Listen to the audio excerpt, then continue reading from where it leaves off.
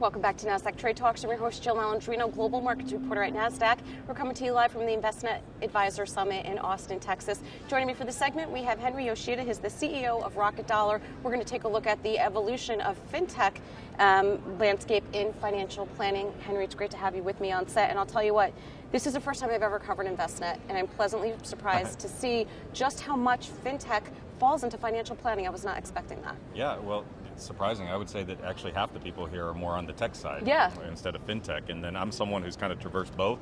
So I started very heavily in the finance side, went to tech, built a couple of FinTech companies myself, and we're partnered with InvestNet Yodlee right now.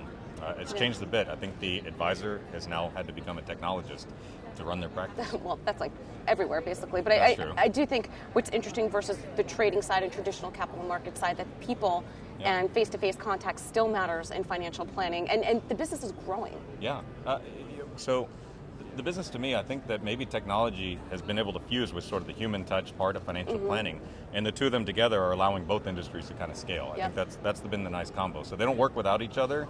I think they work better together, and they clearly work the technology side to help the advisor become more scalable, manage more assets, manage more difficult portfolios.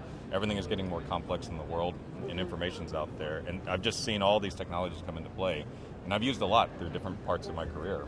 What are some of the different trends that you're seeing right now? Where is the focus in FinTech and the financial planning side? Yeah, so I think for me, I think that technology, when I first started in financial services in the year 2000 at Merrill Lynch, was a way for me to manage the contact management system of my clients. So like the cadence of when I would talk to them, what I might talk to them about, and so forth, as a reminder system. And then it's really morphed into, now it's become the way that you actually manage the portfolio in addition to the relationship for the client. So you're using a software system to develop the goal-based planning that is now being fed in with direct information from their holdings, and it's used to create a real-time report as opposed to a once-a-quarter time frame. You could literally say, hey, they want to meet next week.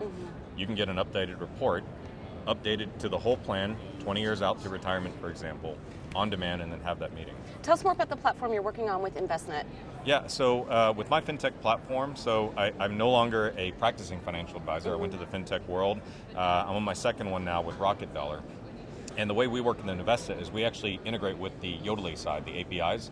So we use them to pull in the bank balances into our online dashboard for the investment tracking. So we need to be able to pull in balances from outside relationships into our dashboard, and we use that to run analytics and provide reporting to our customers. So they can come to our dashboard as opposed to looking at 3 different disparate systems for their alternative investments they keep with us. And that's like what you were saying with clients before. If they come in, decide they want to come in next week, just hit a couple buttons, and that is readily accessible.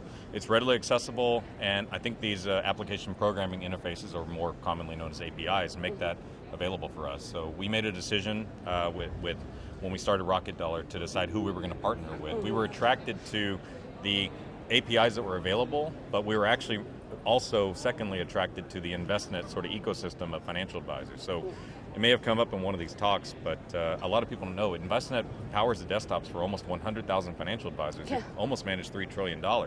So that's a segment of the population that me as an early stage FinTech company, I want to be able to get in front, become a tool that those advisors can use. If each of them manage 100 customers, you work out the math. That's a lot of coverage for a guy like you. You had said something with the dashboard that it also reports alternative investment values, which is interesting because they're complex. They're not as easy to report as a bank balance or stock balance. Sure. So not all of them are digitally able to be brought in. So we actually created an interface that allows people to input what the investment is.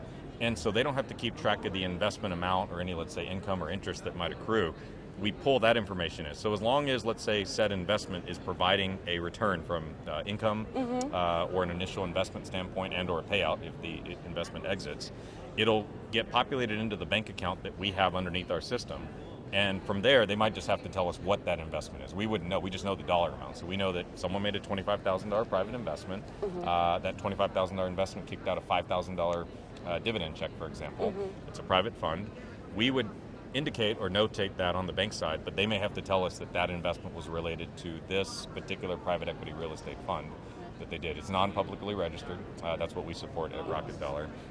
And without having the dollar amount information, it's very hard for the customer to be able to tell us the rest of it. If it's digitally enabled, we can pull it in, but if not, we have to pull it in. So to wrap up here, are we just at the tip of the iceberg when it comes to FinTech innovation? You know, I would say that at this point, Yeah, Investment's been on a tear in terms of acquiring companies. A competitor to one of their APIs now has a $3 billion private tech venture-backed valuation, so it's just the beginning. Now and we just started with data too. Imagine with all what you could do with all the data that's coming through. Exactly, so that's a way. That's the next company for you to start in your free time. Maybe, we'll see. Check back in a couple of years. All right, there you go, Henry. Thank you so much for joining us on Jill. Trade Talks. Thanks for joining me throughout the day. I'm Jill Malandrino, Global Markets Reporter at Nasdaq.